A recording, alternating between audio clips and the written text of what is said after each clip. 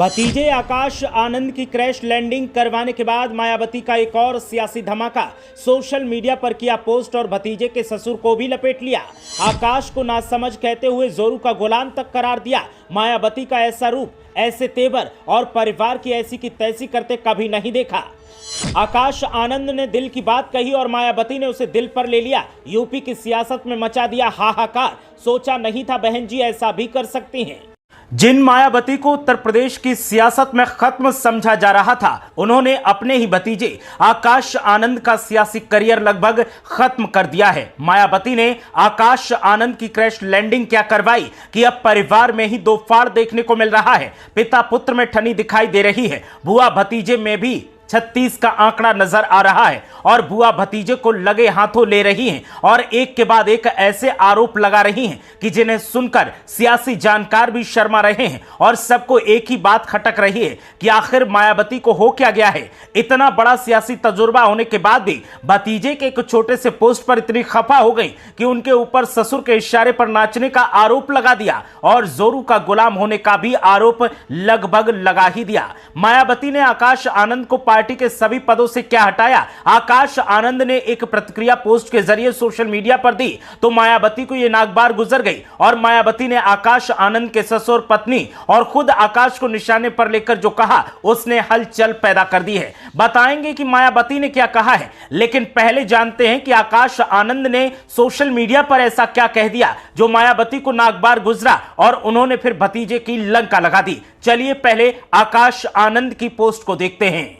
आकाश आनंद ने social media पर post करते हुए कहा था कि मैं परम पूज्य आदरणीय बहन कुमारी मायावती जी का कैडर हूं और उनके नेतृत्व में मैंने त्याग, निष्ठा और समर्पण के सभी न भूलने वाले सबक सीखे हैं। ये सब मेरे लिए केवल एक विचार नहीं बल्कि जीवन का उद्देश्य है। आदरणीय बहन जी का हर फैसला मेरे लिए पत्थर की लकीर के समान है। मैं उनके हर फैसले का सम्मान करता हूं, उस फैसले के साथ खड़ा हूं। आदरणीय बहन कुमारी मायावती जी के द्वारा मुझे पार्टी के सभी पदों से मुक्त करने का निर्णय मेरे लिए व्यक्तिगत रूप से भावनात्मक है, लेकिन साथ ही अब एक बड़ी चुनौती भी है।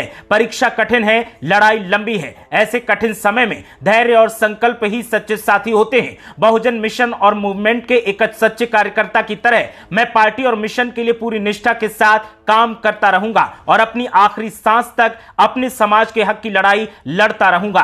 कुछ विरोधी दलों के लोग ये सोच रहे हैं कि पार्टी के इस फैसले से मेरा राजनीतिक करियर समाप्त हो गया। उन्हें समझना चाहिए कि बहुजन मूवमेंट कोई करियर नहीं बल्कि करोड़ों दलित, शोषित, वंचित और गरीबों के आत्मसम्मान और स्वाभिमान की लड़ाई है।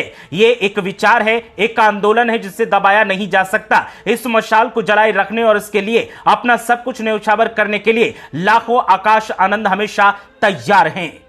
आकाश आनंद के इस पोस्ट में ऐसा कुछ नहीं था जो मायावती को बुरा लग सकता था, बल्कि आकाश आनंद ने मायावती का जिक्र अपने इस पोस्ट में एक प्रेरणा स्रोत के तौर पर किया था। लेकिन न जाने क्यों मायावती को व्यक्तिगत तौर पर यह पोस्ट खराब लगी और उसके बाद मायावती ने एक के बाद एक ताबड़तोड़ एक्स पर पोस्ट किए और पोस्ट करते हुए आकाश आनंद को इमेच्योर करार दिया, साथ ही अपने ससुर के इशारे पर काम करने वाला एक बच्चा करार दिया। इसके अलावा उन्होंने जिस तरीके से आकाश आनंद की पत्नी का जिक्र किया उससे भी लगा कि आकाश आनंद अपने ससुर के इशारे पर पत्नी के कहने पर चल रहे हैं और यही बात मायावती को खटक रही है। इसीलिए मायावती ने आकाश आनंद को पार्टी से बाहर का रास्ता दिखा दिया और अपने भाई आनंद को पार्टी में एक बड़े पद पर काबिज कर दिया। आकाश आनंद के इस पोस्ट के बाद मायावती ने जो पोस्ट किए हैं, आइए उन पर भी एक नजर डालते हैं और बताते हैं कि मायावती ने क्या कुछ कहा।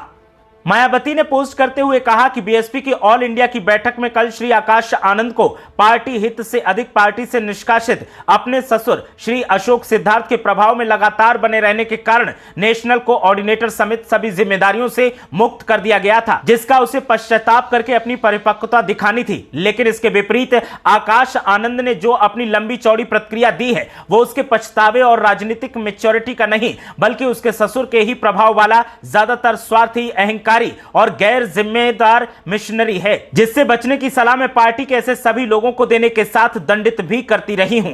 अतः परम पूज्य बाबा साहेब डॉक्टर भीमराव अंबेडकर के आत्मसम्मान और स्वाभिमान मूवमेंट के हित में तथा मान्यवर श्री काशीराम जी की अनुशासन की परंपरा को निभाते हुए आकाश आनंद को उनके ससुर की तरह पार्टी और मूवमेंट के हित में पार्टी से निष्कासित किया जाता है।